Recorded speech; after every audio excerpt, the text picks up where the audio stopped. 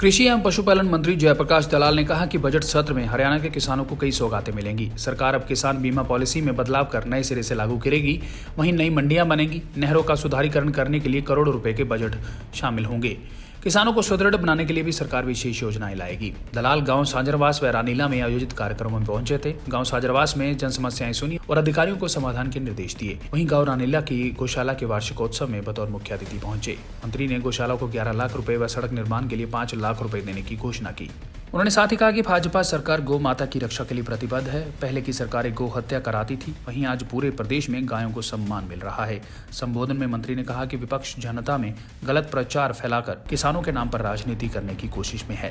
हरियाणा सरकार ने ना मंडियां खत्म की और ना ही किसानों की जमीनें हड़पी हैं। मीडिया से बातचीत करते हुए मंत्री जीपी दलाल ने कहा कि इस बार बजट में किसानों को अनेक सौगातें मिलेंगी। किसान हित में आने वाला नया बजट में नए सिरे से किसान बीमा पॉलिसी, किसानों को सब्सिडी देने सहित किसानों को सुदृढ़ बनाने के लिए योजनाएं शामिल होंगी। उन्होंने कहा कि कांग्रेस द्वारा किसानों के लिए कुछ नहीं देने का सरकार पर आरोप लगाना गलत है, क्योंकि हरियाणा सरकार ने बिजली, खाद व बीज के रेटों में कोई बढ़ोतरी नहीं की।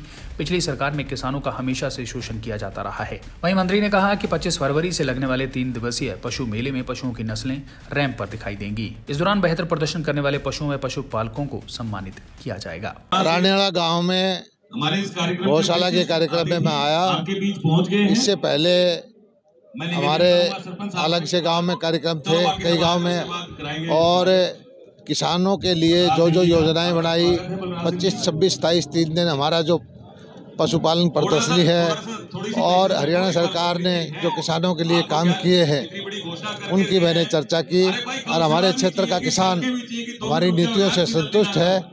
आज फसल जो है बहुत बेहतर है, भाव पहले से ज़्यादा है और किसान को जो सुविधाएं मिलनी चाहिए सरकार से, चाहे वो बागवानी की नीतियां हैं, पशुपालन की है, मछली पालन की है, प्रोसेसिंग की है, मंडियों की है, हरियाणा की नीतियां देश में सर्वश्रेष्ठ है।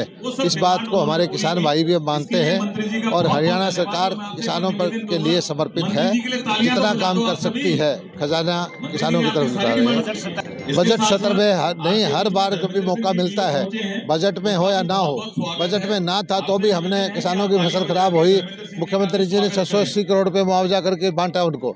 बजट में नहीं था फिर भी हमने 450 करोड़ रुपए बाजरे के भावांतर भरपाई के दिए। बीमा की हम योजना नहीं लेके आ रहे हैं। जो सब्जियों की और फलों की खेती करते हैं किसान, उनके लिए हरियाणा पहला प्रदेश है जो उनका बीमा करता है। तो बहुत सारी एग्रीकल्चर इम्प्लीमेंट्स हैं।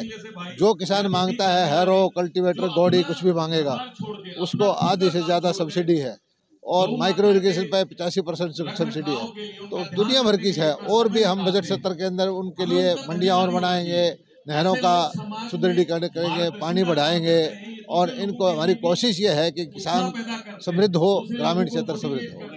पिछले 7 साल से ना तो हमने किसी पे बिजली का रेट बढ़ाया, ना हमने खाद का रेट बढ़ाया, ना डीएपी का बढ़ाया, ना यूरिया का बढ़ाया। भूपेंद्र सिंह हुड्डा को वक्त पे हर साल बिजली के रेट बढ़ते थे, हर साल खाद के रेट बढ़ते थे, हर साल डीएपी के रेट बढ़ते थे, मुआवजे के 7-7 रुपए के चेक मिलते थे। वो इनको कहने का अधिकार नहीं है।